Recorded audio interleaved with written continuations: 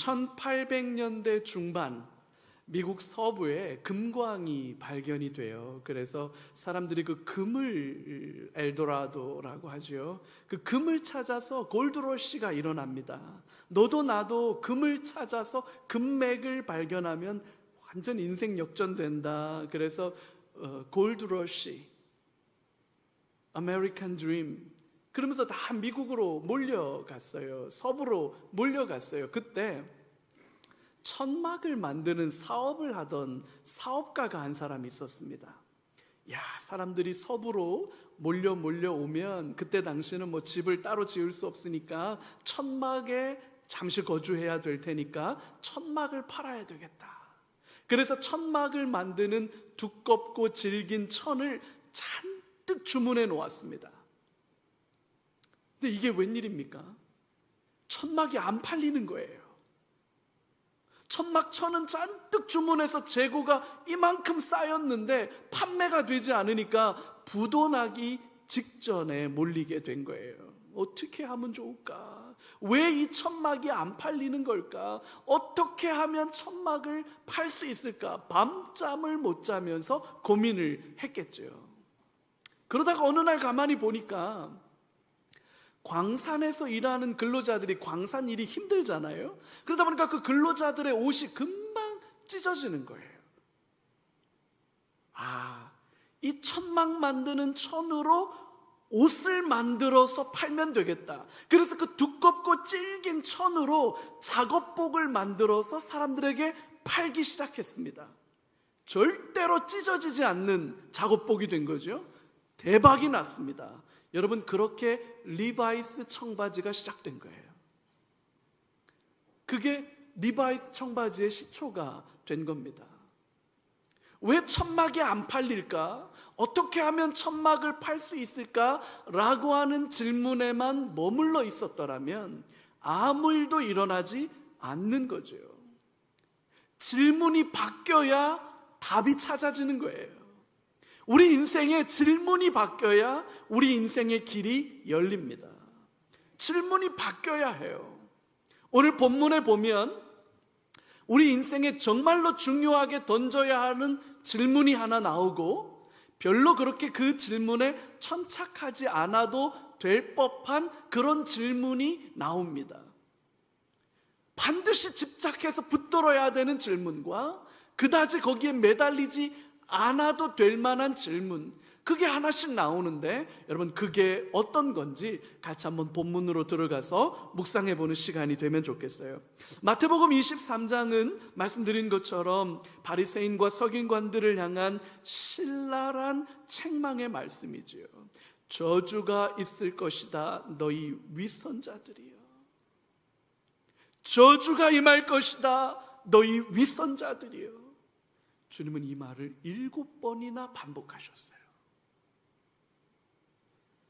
그리고는 이제 예루살렘을 바라보면서 예루살렘을 향한 안타까운 마음을 절절하게 말씀하고 계십니다. 오늘 23장 37절에서 39절까지의 말씀이 그래요. 예루살렘아, 예루살렘아, 선지자들을 죽이고 너에게 파송된 자들을 돌로 치는 자여, 암탉이 그 새끼를 날개 아래에 모음같이 내가 너의 자녀를 모으려고 한 일이 몇 번이더냐? 그러나 너희가 원하지 아니하였도다.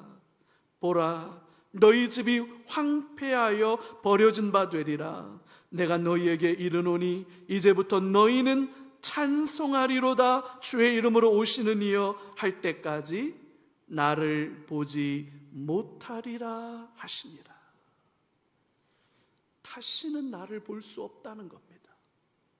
너희는 다시는 나를 볼 수 없을 거라는 겁니다.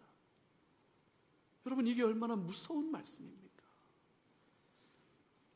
예루살렘은 예수님을 환영하지 않았어요. 갈릴리에서 예수님이 사역하실 동안에는 사람들이 예수님께 열광하며 구름대와 같이 몰려들었습니다. 가는 곳마다 사람들로 넘쳐났어요. 근데 지금 예루살렘에서는 상황이 현저하게 달라졌죠. 마치 암탉이 병아리를 날개 아래 모아서 이렇게 품듯이 너 이리 와라, 이리 와라. 그렇게 어미가 새끼를 품어내듯이 그렇게 이스라엘을, 예루살렘을 품어내려고 수차례 노력했음에도 불구하고 이스라엘은, 예루살렘은 예수님을 거절합니다. 결국 예루살렘에 하나님의 심판과 멸망의 책망이 임하게 될 거고, 예루살렘은 다시는 예수님을 보지 못하는 끔찍하고 무서운 일을 당하게 된다는 거예요.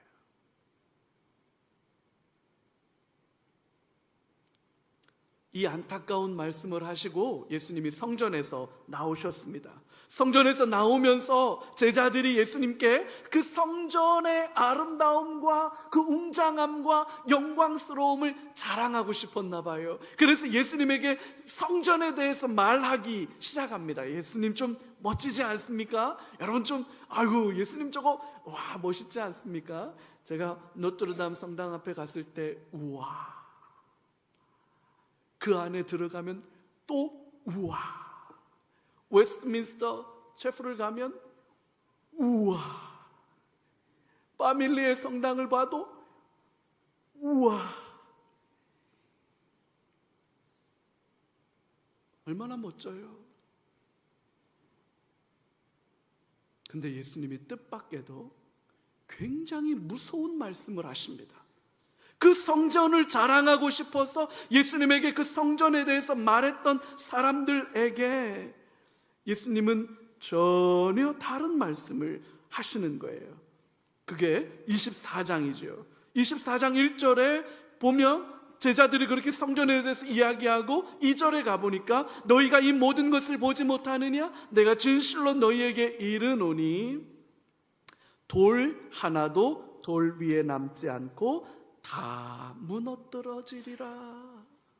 돌 하나도 돌 위에 남지 않고 성전은 철저하게 무너지고 망가질 것이다 라고 그렇게 주님이 말씀하시는 거예요.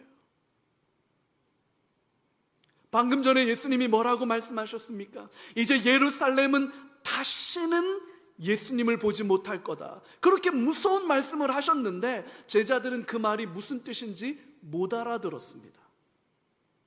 그리고는 성전에 대해서 자랑했어요. 그러자 예수님이 뭐라고 말하냐면 이 성전을 보느냐? 돌 하나도 돌 위에 남지 않을 만큼 철저하게 비참하게 무너져 내릴 거다.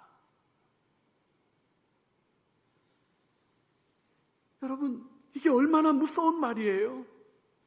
예루살렘이 예루살렘일 수 있는 이유가 어디에 있습니까? 예루살렘 성벽이, 예루살렘의 다윗 왕궁이 멋지고 아름다워서가 아니잖아요. 예루살렘이 예루살렘일 수 있는 것은 하나님의 성전 때문입니다.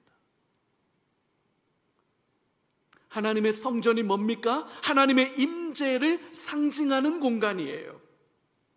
여러분 좀 잘 들어보세요. 눈에 보이지 않고 손으로 만질 수 없는 영이신 하나님, 그래서 하나님은 영이시기 때문에 손으로 만질 수가 없습니다. 우리의 눈으로 볼 수가 없어요. 그 하나님이 우리들과 함께 하신다는 것을 확신시켜 주기 위해서 건물을 지었어요.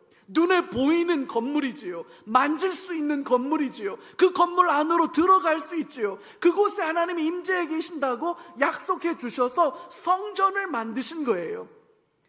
비가시적인 하나님이 가시적인 인간의 형태로 만들어진 공간이 성전인 거예요. 근데 그 성전이 돌 하나도 돌 위에 남지 않을 만큼 철저하게 비참하게 무너져 내릴 거라고 얘기한다면 도대체 여러분 어떤 일들이 벌어진다는 얘기입니까? 정말로 역설적인 게 뭔지 아십니까? 정말로 역설적인 것은 영이신 하나님이, 우리가 눈으로 볼 수 없고 손으로 만질 수 없는 영이신 하나님이 우리의 경험과 우리의 언어로는 다 설명할 수 없는 신비한 방식으로 사람이 되셨다는 거예요. 하나님이 직접 눈으로 볼 수 있고 만질 수 있고 같이 서로 대화를 나눌 수 있는 사람이 되셨다는 거죠. 하나님이 직접 사람이 되셨어요. 그 사람이 되신 하나님이 예루살렘을 직접 찾아오셨어요. 사람들이 만질 수 있어요. 사람들이 볼 수 있어요. 사람들이 함께 대화를 나눌 수 있어요. 그 하나님이 사람이 되셔서 예루살렘을 직접 찾아오셨는데 예루살렘은 예수님을 인정하지 않습니다. 거부하고 외면합니다. 그러니 건물로서의 성전이 무슨 의미가 있겠습니까? 하나님이 직접 사람이 되셔서 우리들 중에 왔는데도 못 알아본다면 저 건물이 무슨 소용이 있겠어요? 건물로서의 성전은 이제 더 이상 의미가 없는 겁니다. 그래서 이제 성전은 완전히 하나님의 심판 앞에 서게 될 뿐이라는 거예요.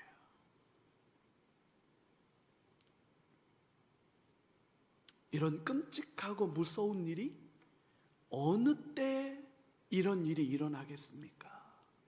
언제 이런 일이 일어나겠습니까?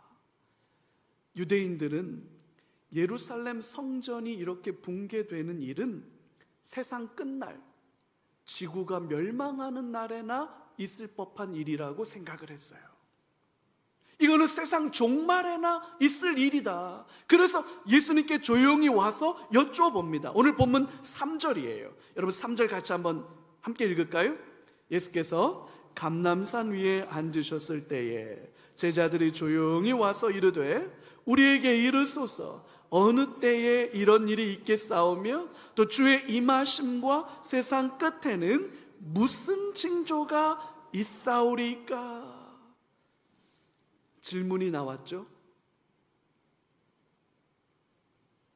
언제입니까? 어떤 징조가 나타나게 됩니까? 라고 주님께 질문을 한 거예요. 언제입니까? 그리고 그때 세상 마지막 날에는, 예루살렘이 심판당하는 날에는 어떤 징후들이 먼저 나타나게 됩니까? 그걸 물었어요. 자, 이 질문을 듣고 예수님께서 제자들에게 아주 중요한 세상 마지막 날에 심판의 때에 있을 일들에 대해서 가르쳐 주기 시작합니다. 여러분 잘 한번 귀담아 본문의 말씀을 생각해 보면 좋겠어요. 첫 번째는 이겁니다. 미혹을 받지 않도록 주의하라는 거예요. 오늘 본문 4절에서 5절이거든요. 예수께서 대답하여 이르시되 너희가 사람의 미혹을 받지 않도록 주의하라. 많은 사람이 내 이름으로 와서 이르되 나는 그리스도라 하여 많은 사람을 미혹하리라. 미혹, 우리 미혹은 아니고 미혹이에요.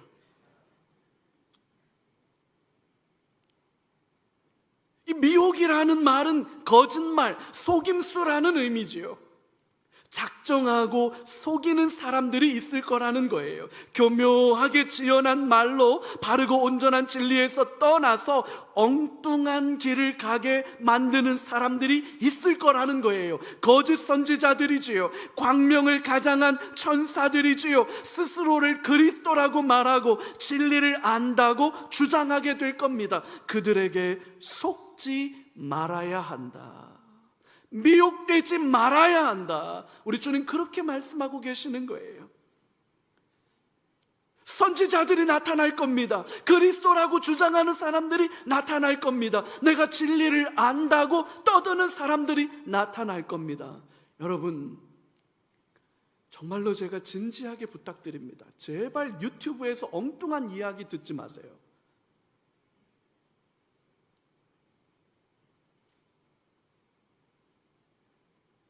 근본 없는 사람들의 이상한 가르침을 듣고 와서 이상한 얘기하지 마세요, 여러분. 담임 목사가 더 공부 많이 할게요. 담임 목사가 더 기도하고 묵상할게요. 만약에 정 못 쓰겠다, 저 연목사 못 쓰겠다, 그때는 지난주에 제가 말씀드렸잖아요.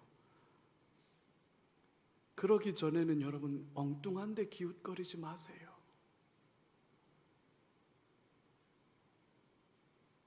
마지막 때에는 무슨 일이 벌어지느냐? 사람들을 미혹하는 일들이 수도 없이 일어난다고 말해요. 그러면 이제 여러분 이런 생각이 들겠죠. 그럼 연목사 니는 똑바르나?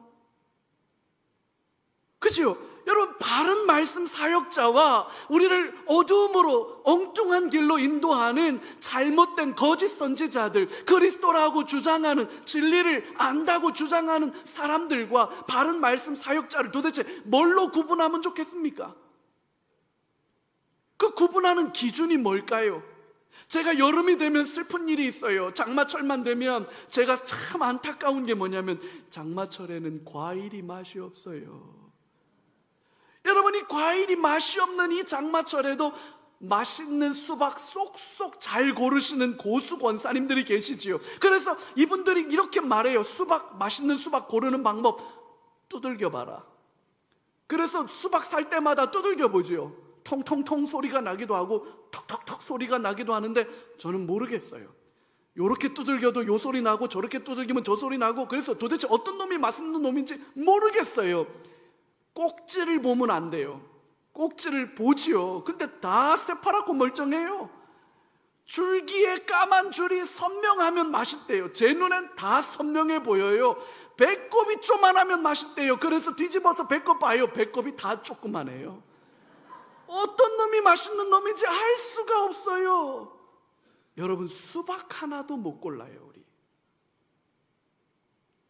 수박 하나도 제대로 못 고르는데, 말씀 사역자, 제대로 된 말씀 사역자와 우리를 멸망의 길로 인도하는, 여러분 지난주에 봤잖아요.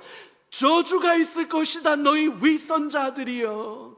너희도 천국에 들어가지 않고 천국에 들어가려 하는 자들도 못 들어가게 막고 있다. 화로다 너희 위선자들이여. 육지와 바다를 두루 다니며 개종자를 찾는데 그 개종자 하나를 만나면 너희보다 배나 악한 자로 만드는도다.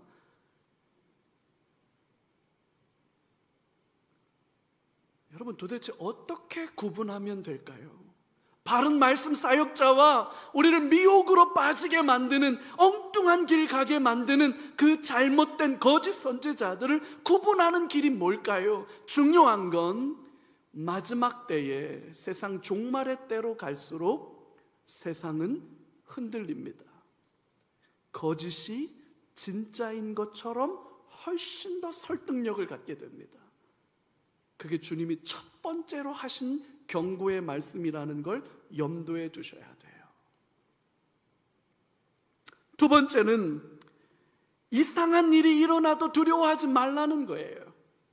마지막 날에는 이상한 일들이 수도 없이 일어날 거라고 말씀하십니다. 전쟁이 일어나고 기근과 지진이 일어날 거라고 말씀하십니다. 그렇죠, 여러분? 지금 우리는 기후위기 시대를 살고 있어요. 한 번도 겪어보지 못한 일을 겪고 있습니다.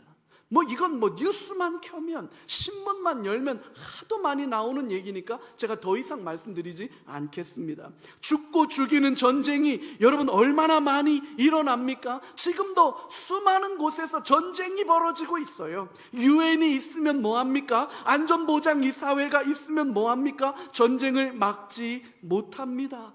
우리나라도 예외가 아니에요. 여러분, 북한은 계속 오물풍선을 날려보내고 있습니다. 참 얄궂죠? 그 쓰레기를 왜 여기다가 버려요? 그 초등학생들도 배우는 건데, 쓰레기는 주워서 쓰레기통에 넣으라고. 근데 그걸 자꾸 날려보내요. 자꾸 날려보내니까 우리가 또 가만히 있을 수 있습니까? 여러분, 휴전선에서 확성기를 틀어가지고 또 대북 선전 방송들을 막 빵빵 내보내고 있어요. 여러분, 그러면 또 북한이 가만히 있겠습니까? 쟤네들 자존심 하나 가지고 사는 사람들인데 가만히 안 있겠죠? 가만히 안 있으면 뭔가 하겠죠? 뭔가 하면 또 우리는 가만히 있었습니까? 우리도 뭔가 하겠죠? 그러다 보면 어떻게 되겠습니까? 아버지, 그런 일은 안 생겨야 되는데. 위협이 일상이 되는 나라를 우리는 살고 있어요. 가끔 여러분, 미국에서 살고 있는 교포 친구들, 친척들 중에 전화 받는 일 없습니까? 야, 니네 나라 괜찮니? 북한이 막 핵 실험한다고 그러고 미사일 쐈다고 그러는데 괜찮아? 전쟁 날 것 같아. 근데 우리는 엄청 편하네요. 내 영혼 평안해. 우리는 뭐 핵실험을 했다고 그래도 그러려니, 미사일을 쐈다 그래도 그러려니 얼마나 담대한지 몰라요? 왜요? 두려움과 불안이 일상이 되다 보니까 그걸 잘 못 느끼는 거예요. 우리는 휴전 상태에 있는 거죠. 전쟁이라는 게 있어요. 근데 여러분, 그런 여러 가지 이상한 일들이 일어나도 주님은 두려워하지 말라고 말씀하셔요. 이런 것들은 종말의 징후이기는 하지만 그것 자체로 끝은 아니라고 말씀하시는 거죠. 오늘 본문 8절이에요. 여러분, 8절 같이 한번 읽어볼까요? 시작. 이 모든 것은 재난의 시작이니라. 오히려 이런 기상이변이나 천재지변이나 전쟁 등은 종말의 시작에 불과하다는 거예요. 이런 일들이 일어나도 두려워하지 말라는 거죠. 불안해하지 말라는 거죠. 내 영혼 평안해. 그렇게 찬송 부르면서 견뎌야 한다는 그 말씀을 하시는 거예요. 세 번째는 이런 말씀을 하십니다. 너희가 미움을 받게 될 것이다. 미움을 받게 될 것이다. 오늘 보면 9절 말씀인데요, 여러분 9절도 같이 한번 읽어볼까요? 그때에 사람들이 너희를 환난에 넘겨주겠으며 너희를 죽이리니 너희가 내 이름 때문에 모든 민족에게 미움을 받으리라. 여러분, 갈수록 태산이지요. 예수님을 믿고 따르는 성도로 이 세상을 살아가는 일들이 점점 더 어려워지게 될 겁니다. 사람들이 우리를 미워하게 될 겁니다. 심지어는 죽이는 일까지 벌어지게 될 겁니다. 코로나 팬데믹 시절에 우리 봤죠?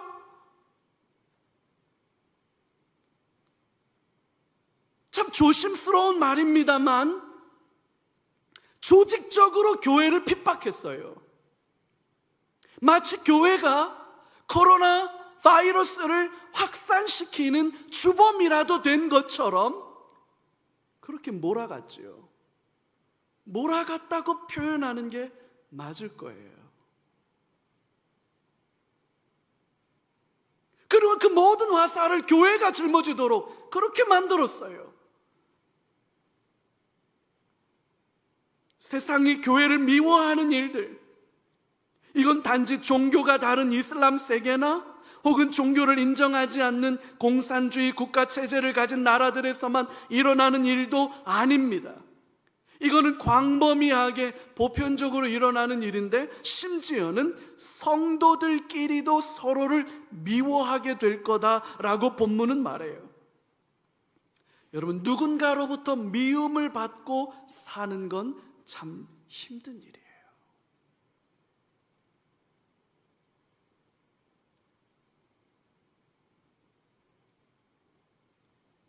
누군가가 나를 미워하고 나를 싫어하고 낯빛이 다른 것, 여러분 그거 왜 모르겠어요?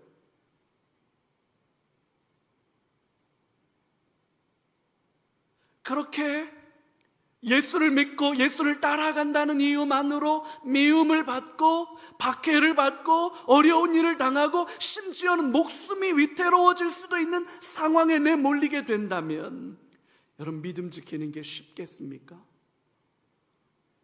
근데 마지막 때로 갈수록 그런 일들은 더 일상화될 거라고 주님 말씀하시는 거예요. 그럴 때가 올 거라는 거예요. 아니면 어쩌면 지금 이 시간에 여기 예배 드리시는 성도님들 중에도 그런 안타까움을 가지고 이 예배 자리에 오신 분들도 계실지도 모르겠어요. 미움을 받게 되는 일들이 일어날 겁니다. 네 번째로는 주님이 이렇게 말씀하세요. 교회 공동체에 침체가 올 거다. 세상 모든 사람들로부터 미움을 받게 되고 심지어 죽임을 당하는 환난과 핍박이 찾아오면 여러분, 교회 공동체는 어떻게 될까요? 여전히 부흥하고 성장할까요? 아니면 침체를 경험하게 될까요? 오늘 본문 10절을 보면 많은 사람들이 실족하게 되어서 서로가 서로를 미워하게 될 거다, 그렇게 말씀하세요. 서로를 고발하는 일이 벌어질 거다, 그렇게 말씀하세요. 11절을 보면 이 와중에도 거짓 선지자들이 와서 사람들을 미혹하는 일들은 계속될 거라고 말합니다. 안 그래도 미움받아서 마음이 어려운데 그 와중에 거짓 선지자들은 참 바퀴벌레처럼 죽지도 않고 작년에 왔던 각설이 마냥 또 와가지고 사람들을 미혹하고 헷갈리게 만들고 길을 잃어버리게 만드는 일이 생길 거라는 거예요. 그럼 어떻게 됩니까? 결과적으로 교회 공동체 안에 사랑이 식어질 거라고 말씀하고 계시는 거예요. 사랑이 식어간다. 그게 무슨 뜻일까요? 신앙을 잃어버린 결과지요. 사랑이 없으면 천사의 말을 하는 것도 아무 소용없고, 예언하는 능력과 모든 비밀을 아는 지식이 있어도 아무 소용없고, 심지어는 자기 자신을 불사르도록 내어줄지라도 아무것도 아니라고 성경은 그렇게 말합니다. 하나님은 사랑이시기 때문이지요. 교회와 성도의 삶의 본질은 사랑에 있기 때문입니다. 제가 이번 한 주간을 보내면서 얼마나 감사한 일들이 많았는지 몰라요. 지난주에 청년부가 수련회를 할 때 청년들이 예산이 충분치 않아서 수련회 장소를 싼 곳을 고르느라고 밥을 해주지 않는 수양관을 골랐어요. 그래서 밥을 어떻게 먹어야 되는지 고민하고 있을 때, 야, 우리 권사님들에게 한번 부탁드려 봐라.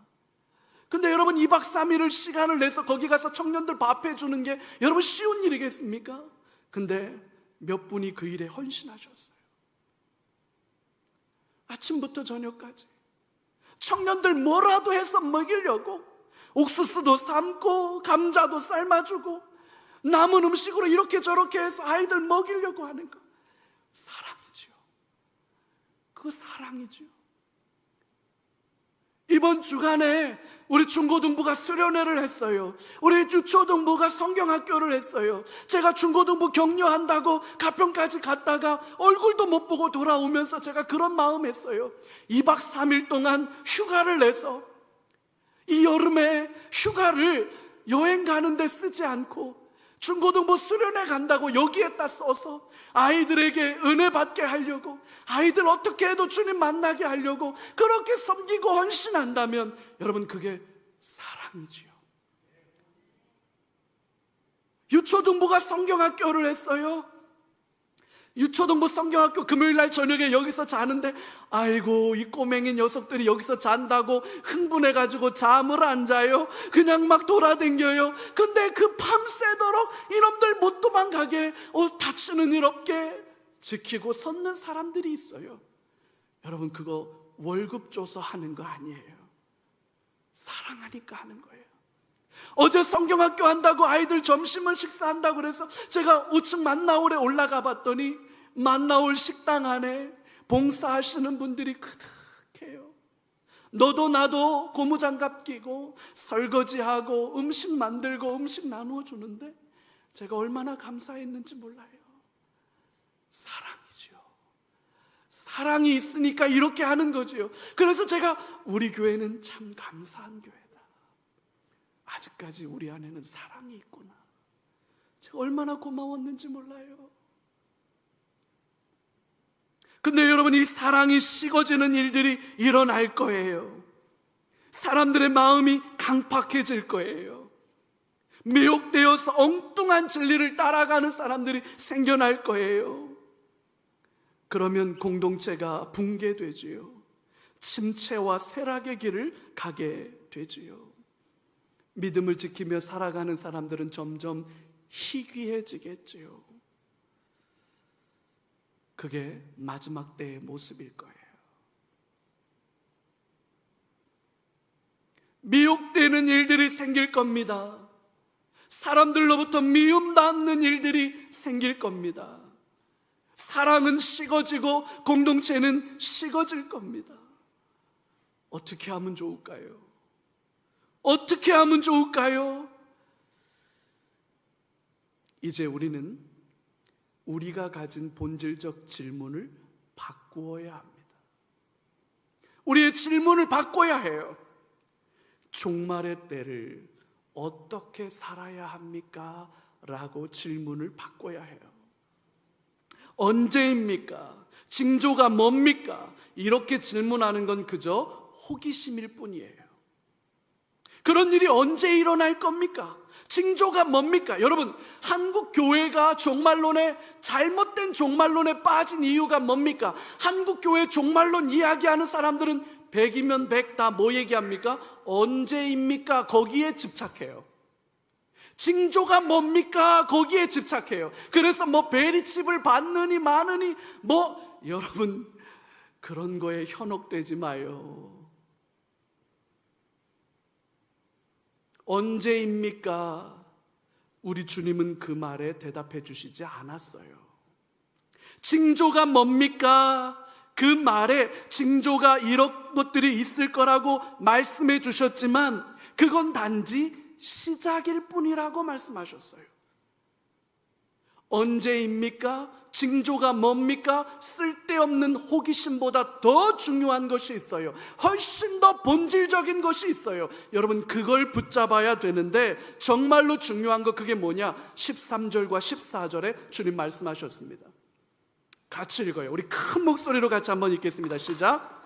그러나 끝까지 견디는 자는 구원을 얻으리라. 이 천국 복음이 모든 민족에게 증언되기 위하여 온 세상에 전파되리니 그제야 끝이 오리라. 아멘. 여기 여러분, 그러나라는 접속사를 주의 깊게 보셔야 됩니다. 그러나 너희들이 궁금해하고 너희들이 호기심 가득한 눈으로 종말의 때가 언제입니까? 무슨 일이 일어납니까? 거기에 온통 정신 팔려가지고 그것만 쳐다보고 있는데, 그러나 그거 아니다. 더 중요한 게 있다는 거예요. 뭐냐? 끝까지 견디는 거라는 거예요. 끝까지 견디는 거. 그래야 구원을 받을 수 있다. 이렇게 말씀하세요. 정말로 중요한 건 언제입니까? 무슨 일이 일어날 겁니까? 그런 호기심 가득한 질문이 아니라 우리가 맞닥뜨리게 될 종말의 때를 우리가 어떻게 살아야 합니까? 어떻게 견뎌야 합니까? 여러분, 질문이 이렇게 바뀌어야 된다는 거예요. 그래서 그 견디는 자들에게만 구원이 주어진다는 거예요. 여러분, 끝까지 견디는 거, 이거 정말로 어려운 일입니다. 잠깐 견디는 일은 웬만하면 다 할 수 있어요. 하지만 끝까지 견디는 거, 여러분, 그게 한 달이 되고 1년이 되고 10년이 되고 내 평생이 된다면 여러분, 말이 완전히 달라질 수, 이렇게 견딜 수 있는 사람이 얼마나 되겠습니까? 그런데 세상 마지막 날에 진짜 중요한 건 뭐냐? 끝까지 견디는 거라는 거예요. 그래야 구원받는다는 거예요. 그게 1년이 될 수도 있고 10년이 될 수도 있고 내 평생이 될 수도 있는데, 포기하지 말고, 낙심하지 말고, 좌절하지 말고, 도망가지 말고 끝까지 견디라는 거예요. 그럼 어떻게 하면 될까요? 어떻게 하면 끝까지 견딜 수 있을까요? 어떻게 하면 중간에 포기하지 않고 끝까지 견딜 수 있을까요? 오늘 본문 안에 주님이 그 한 가지 길을 우리에게 말씀해 주셨습니다. 목숨보다 중요한 사명을 붙드는 거예요.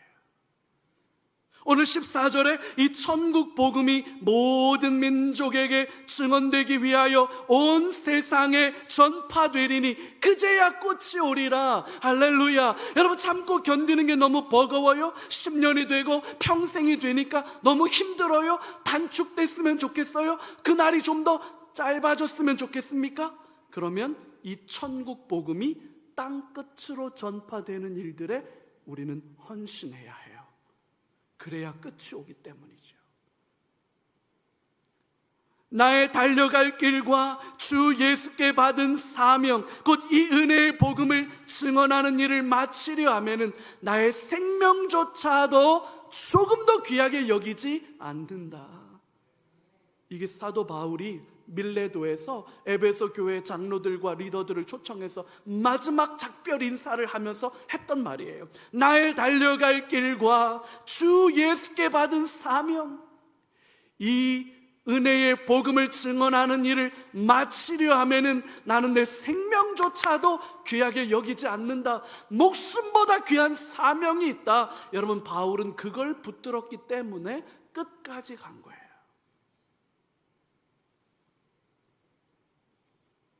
목숨보다 중요한 사명을 붙드는 거예요.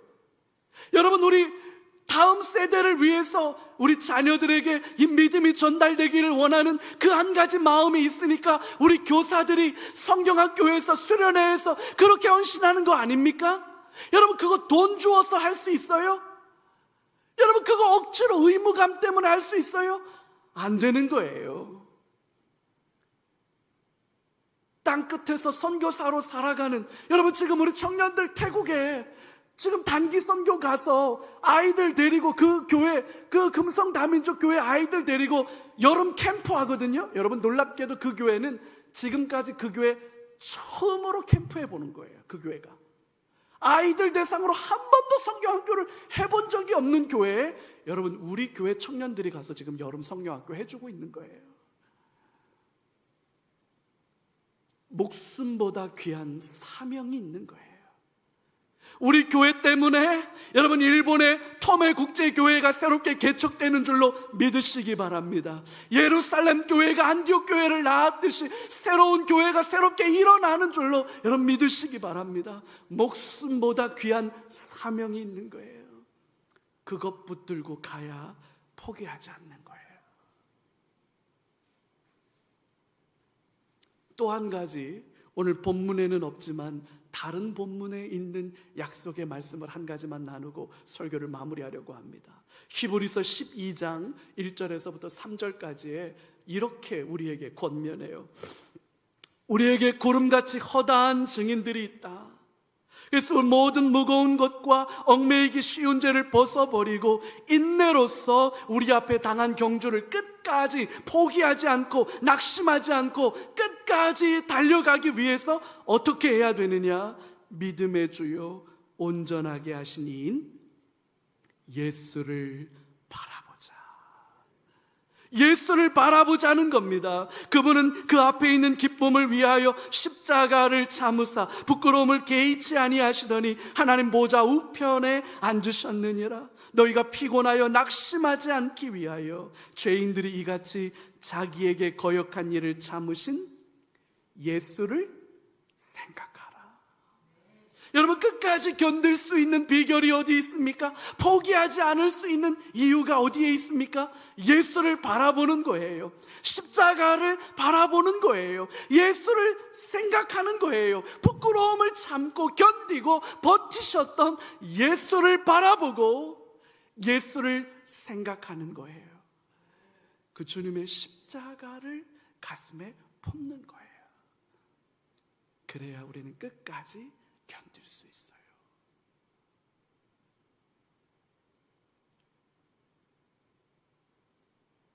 미혹의 영이 가득한 시대를 살아갑니다. 진짜 말씀 사역자가 누군지 헷갈리게 하는 거짓 선지자들, 거짓 그리스도가 누군지 구분하는 게 쉽지 않은 시대를 살아갑니다. 미움받으며 살아갑니다. 천재지변이 일어납니다. 한 번도 경험하지 않은 일들이 일어납니다. 교회는 침체를 거듭하게 될 겁니다. 포기하고 싶은 순간이 한두 번 들겠습니까? 그만두고 싶은 순간이 없겠습니까? 내가 이거 뭐 하는 짓이지? 내가 뭐 볼 게 있다고 여기서 이러고 있지? 여러분, 그런 생각들이 한두 번 들겠습니까? 그래서 다 던지고 떠나면 그러면 뭐가 해결됩니까? 포기하고 돌아서 버리면 뭐가 달라집니까?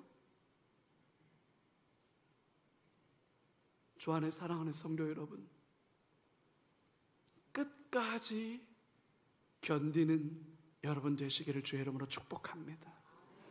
목숨보다 중요한 사명을 발견하는 저와 여러분들 되시기를 주의 이름으로 축복해요.